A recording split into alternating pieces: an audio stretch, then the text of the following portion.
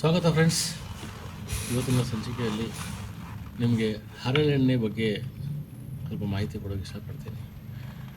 ಹರಳೆಣ್ಣೆ ಕುಡಿಯೋದ್ರಿಂದ ಹಿಡಿದು ತಲೆಗೆ ಹಚ್ಚೋದ್ರಿಂದ ಹಿಡಿದು ಮೈಗೆ ಹಚ್ಚೋವರೆಗೂ ತುಂಬ ಪ್ರಭಾವಕಾರಿ. ನಮ್ಮ ಚಿಕ್ಕ ವಯಸ್ಸಲ್ಲಿ ಹರಳೆಣ್ಣೆ ಹಚ್ಬಿಟ್ಟು ಸ್ನಾನ ಮಾಡಿಸ್ತಾಯಿದ್ರು. ಈಗಿನ ಜನ್ರೇಷನಲ್ಲಿ ಅದು ವಿಲುಪ್ತ ಆಗ್ಬಿಟ್ಟಿದೆ.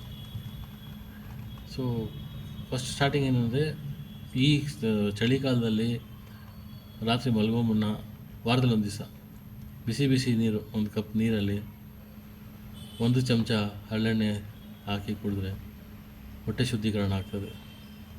ನಿಮ್ಮ ಕರಳು, ಹೊಟ್ಟೆ, ಚಿಕ್ಕ ಕರಳು, ದೊಡ್ಡ ಕರಳೆಲ್ಲ ಶುದ್ಧ ಆಗಿರ್ತದೆ. ಮತ್ತು ಮಲಗೋ ಮುನ್ನ ಒಕ್ಕಳಲ್ಲಿ 1-2 ಡ್ರಾಪ್ ಹರಳೆಣ್ಣೆ ಹಾಕಿ ಮಲ್ಕೊಳ್ಳಿ. ಇದು ಕೂಡ ತುಂಬ ಗುಣಕಾರಿ.